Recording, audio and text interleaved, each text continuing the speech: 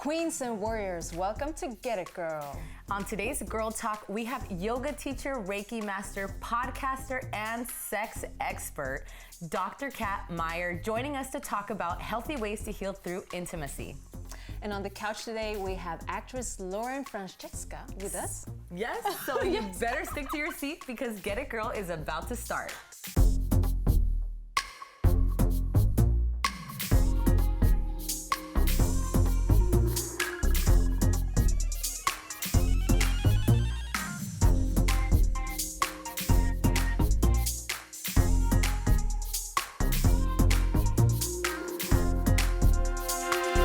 She combines the power of yoga and sex to help you open through the body, heighten your senses, and connect with your partners on a deeper level. Please welcome Dr. Kat Meyer. Yes, thank you, gorgeous, for blessing us with your presence. My pleasure. We're so excited to learn about you. First of all, just tell us exactly what you do. I mean, we kind of know you combine sex and yoga, but go deeper into how you can help people with that. Yeah, so my company is Sex Love Yoga. Three of my favorite topics to talk about and do, and it and I have a private practice in which I see clients, individuals, couples, and I also lead international retreats around the same thing. You know, unlocking and empowering yourself through your sexuality and embodiment. I'm a podcaster, so my podcast is Eat, Play, Sex, which is everything related to sex, love, and nutrition. My previous podcast co-host was a hormone expert. So and that has a lot to do with it. Oh my God. Nutrition and hormones, everything. Yes. Our gut health impacts how our hormones are produced, which helps our sex drive, which helps us to feel happy. To feel happy and to feel open. Like if I don't feel good in my body, then how am I going to allow myself to pleasure myself? How am I going to allow somebody else to touch and pleasure myself? Yeah. So all of this is crucial. And then a lot of us don't even know how to take care of our vulvas. Yeah. And so by having these real and raw conversations to teach people and empower people on how to take care of themselves. So how are the steps? Every month I do what's called Undone Yoga, which is a women's sensual yoga experience. Ooh. So we do yoga in our underwear. I love that. So vulnerable. But I think vulnerability is probably that first thing you have to break down to really get in touch with yourself, right? Right. And then to be in this room that's all candlelit with 20 other women who are doing this same thing with the same intention to learn to love themselves and be okay with being in their skin, in their underwear, in the room full of women. Yeah. It's so powerful. Yeah, I mean, I know coming from a culture of Latinos, I mean, growing up talking about masturbation was like, no, you're going to hell. Yeah. Right. And coming from a background where I was molested as a child, and I think a lot of Latinas were by a cousin, you know, is that something that people can really heal from? Because I feel even as an adult, I struggle with that still sometimes in the place of like, if a man kind of comes on to me dominating, I feel the fear, and sometimes I have a problem saying no. In my 20s, I would actually still be with a guy even if I didn't want to because I didn't have the courage. Is that something you're kind of always healing from, or? So it depends on how you define healing. So I help people, and I can speak for myself too in my own story because I also experienced that as well. But working with people and helping my nervous system to be regulated was a big factor of that. Yeah. So working with the trauma itself, and I do EMDR, which is a brain reprocessing technique with clients, and helps them to more rapidly process that past experience and anything else that's lingering, right, or happened since then, because those past experiences we created new stuff, right, and it creates this lens from which we see the world, and we don't even realize how we're operating from these beliefs or from this lens that we're seeing. So helping them that way while also helping them to calm the nervous system down so they're not in this constant fight or flight response, or they can learn how to soothe themselves in the moment that they do get activated. And then teaching them about these patterns of behavior that they've gained and how to use more optimal strategies instead. I love it. Where can they find your podcast? Because I know that that's where they're going to learn more about your techniques, right?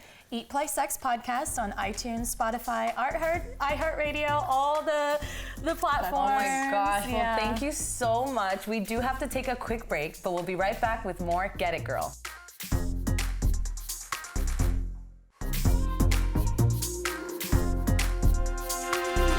we're back on Get It Girl, and I'm so happy to have my good friend Lauren Francesca joining us. She is an amazing actress, YouTuber, content creator, influencer, and just beauty and brains woman. Thank you so much for joining us, Lauren Francesca.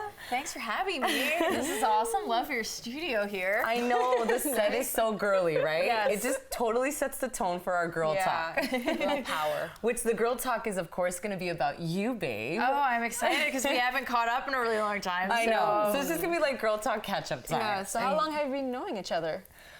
Couple years now. Yeah. We met at YouTube Space LA. Yeah. They took us to like a tutorial to like learn how to optimize, Our business our and business. And grow once you our get to a certain channel. level on YouTube, they kind of take you in and kind of try to coach you to grow. Yeah, and Yeah. it's rare when you meet like really cool like-minded people because everyone does different things. And Gia and I, we kind of did similar things. She does the fitness thing, but I was just like, oh, she could be like a best friend. And then we just started hanging out.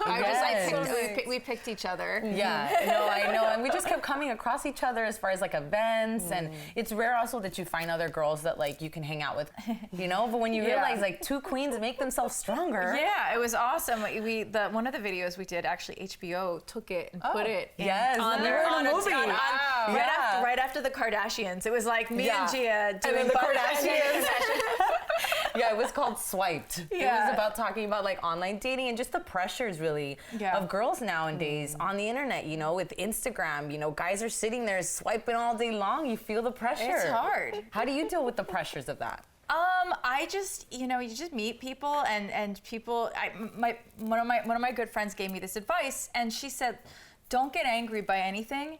Just pretend you're okay with everything and see how they respond. And I realized that works really well because then you can see who they really are. Because a lot of people, they put masks up. Yeah, they do. And you have to just be careful because you don't think they're who they are. So if you act a certain way, they won't show you.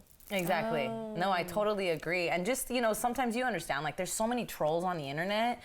And I do the same, like whenever they try to say something, I get called fat on YouTube like all the time because I don't want to have a bodybuilder body, which there's nothing wrong with a bodybuilder body, like the hyper-muscular, but you kind of start to, you kind of start to, the way that I do it is I kill them with kindness. That's good. I talk about just kind of like, oh, see, this person is suffering, hurt people. Well, because the truth is, you're like, oh, so sad. No, because the truth is though, hurt people hurt people. Yeah. So when you really understand that, don't get me wrong, I still have my days where it gets to me sometimes, but when you really understand that, you kind of you come from a place of compassion and you kind of like dissolves it a little bit. Yeah, it's hard to always have that, filter and trying to not let it get into you. Exactly. And when did you start acting? Because I know that acting came first. Then you went viral on YouTube with Space Woman. Space Girl. Oh, Space Girl, sorry. She was just a girl. Now maybe she's a woman. Maybe now she's a woman. I know, because you started as a girl, now you're a woman. Exactly. But how did that transition happen? My parents are actor, dancer, singers, and I grew up they own a dance and drama school, so I grew up basically taking dance and drama classes, and I was always just really good at acting. I danced my whole life, but it was I had to really work at it. Acting is something that was just like naturally there. Yeah. And it was awesome. And then I auditioned for a web series about over 10 years ago now, and that web series went super viral. I didn't know anything about social media, but then I was like, oh wow, social media, I should start doing it. Yeah. I started getting like all these followers and fans, and then just people becoming obsessed with like weird things. There is some happening. obsession. There's definitely some weird requests I started getting, and it's been awesome. Weird requests like what? Oh God, Have you had somebody ask to buy your sweaty socks? Yes, that's what it is. I've had that. Yeah, that's so what weird. it is. It's so weird. It's so weird. It's just so awkward. I can't. Sweaty socks. What else though? What other requests? Oh my goodness. It's just like people will ask to buy my clothes, or like they'll like other like little girls will these aren't weird. Little girls will write me and ask me relationship advice. My fans will start dating too. One of my fans married one of my friends. which was really cool. It's just like you get a whole community within. Community. Yeah, it's just like I have a community of people that I can talk to and just hang out with. Yeah, exactly. And you're still doing acting, right? Oh yeah, I did 3 features this year. Oh my God! Yeah. Bravo! Get it, girl. Get it, girl. One of them is in theaters right now. It's called Badland. The other one, oh my God, that's amazing! It was so cool. It was with Mira Sorvino and Bruce Stern. It was awesome. Yeah. It was so awesome. And then the other one that I did is called Crabs in a Bucket, and that had Jeremy Piven and Taryn Manning in it, and that's coming out next year. That is amazing, Yeah. girl. I'm so proud of you. Yeah, you it's worked been cool. so hard. Wow. But we have to take a really quick break. But we'll be back with some more juicy games.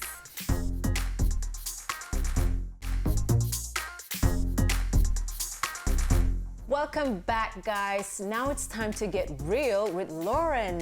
Ooh, we're gonna ask you some questions. We're gonna read you some questions, and you have to answer honestly. I'm scared. Mine's the first one. So, Okay, go ahead. What is the biggest life lesson you've learned?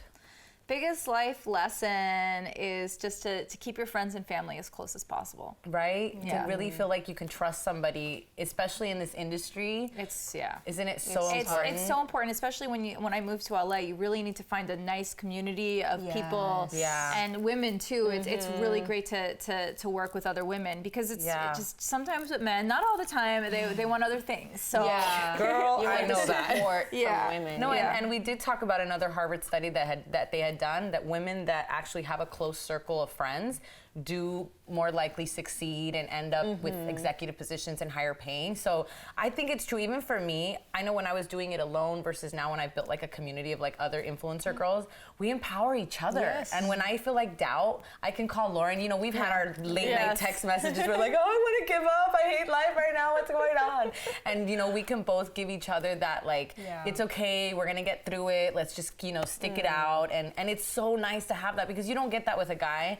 Like I said, when you get close to a guy, sometimes they want other things. Yeah.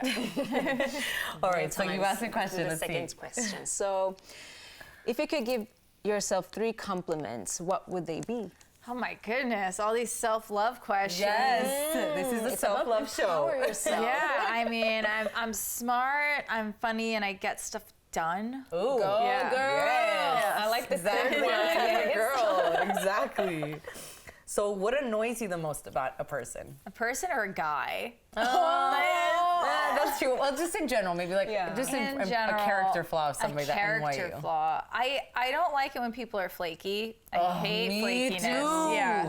But I mean, I feel like in LA, people are flaky. Very flaky. Right? It's so annoying. And those are the people I try to like skim out of my close group because you want to have someone that's dependable. Yeah, right? or like if you see somebody's read your message and then doesn't respond, I hate that. Just turn off those read receipts. Yes, right? Yeah. It's like, don't tell me you read it. I know, that's why I have them off too. Because sometimes I'm legit busy. Like I'm on set, somebody texts me, I read it really quick, and then later you want to respond. Yeah, and that's what I do a lot. Like I read it before, and then I'm like, let me just take my time, but not because, Yeah, but the not bad to be thing rude. is, sometimes you forget. You forget. I have done and that. actually, I have a message now. I forgot like 2 weeks ago. So it's like, so I gotta call. That's when you call your friend. You tell. Like, I know. Anyway, so do you have any regrets? Regrets? No regrets. Oh my God, I love it. Yeah, they're all behind me. And they're just life lessons Yeah. though, right? You look at it like that. I mean, I have some things I probably could have done a little different in my past, but I feel like you end up learning something from it, and God, the higher power, whatever you believe in, I feel like it all ends up working itself out. You know, Oprah said this, like our mistakes end up becoming something that take us to like the next thing, So if you embrace it like that, and I think it comes down to like perspective. Because I think if you sit there with like a lot of regret, it's like that negative energy, you put yourself down. And you're crying and you're depressed and you're wondering, it's just like whatever. And that self-sabotage can happen so much faster. Exactly. All right, so who is your biggest fan? Oh my goodness. Like on YouTube or in general? Just in general, maybe in life, like your mom or dad. Yeah, probably my parents, definitely my dog. He's my biggest fan. Georgie. George is my biggest fan. He just loves you. Yes. I'm like, he's always with her. Yeah. And did you look up to anybody growing up? Oh, so many people, especially like my grandmother, my mother, Oprah, I mean, all the successful, strong women that are out there, basically, because there's just so many strong women. You look at them, like Martha Stewart. She went to prison. Now she's selling more. She's selling vitamins now. I'm like, wow. I love it. Look but how don't you love those comeback stories? I mean, people love to bash them, in the media, and just people, in general. It's like, let's just rub in their mistakes in their face. But a woman that could pick herself up from that just makes us believe, like, again, we can make mistakes, and I think a lot of times we self-sabotage after we make a mistake, and it's hard to get back up after errors like that. Like, I don't know what I would have done in her position. I might have crawled under a rock and hidden. Now she's but my killing it. friends wouldn't have let me do it. Okay, so last question. Okay. What's the rudest thing one of your followers has told you? One of the followers. Oh my, there's so many rude things. I can't even just begin to go through it. I mean, I've been catfished. Really? I have a long list of crazy things. I had a restraining order, and police had to show up at my house, and they were posting. From your followers? Yeah, they were posting pictures of awful things on my Facebook. They doxed me. They've doxed my parents. It's just they've every single guy I date. They threaten their lives. Yeah, it's really crazy. It's really, and it's just people see one side of you, and they don't really get to know the real you. Yeah, exactly. And then you date someone, and then they're like, "Oh, I can't handle this." So it has a lot of different angles. I know, but there's positive things too. What's your favorite thing about social media? My favorite thing about social media is just meeting new people and getting to have a party all the time. Well, we're gonna end it on a good note. Thank you so much, Lauren, for coming. Thank you for having me. This is awesome. Yeah, it's so cool. I know, and you guys don't go anywhere because we'll be right back.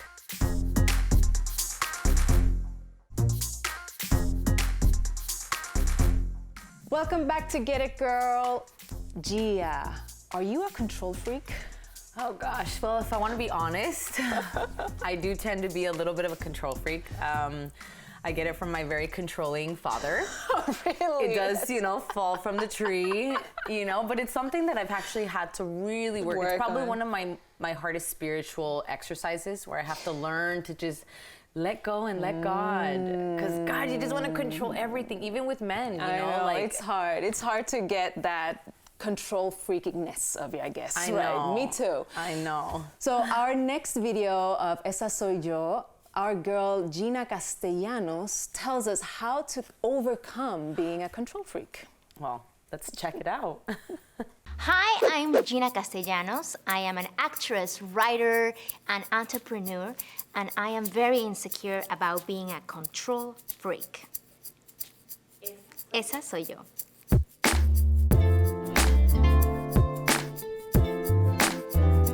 I think ever since I was a little girl, I've always been my way or the highway.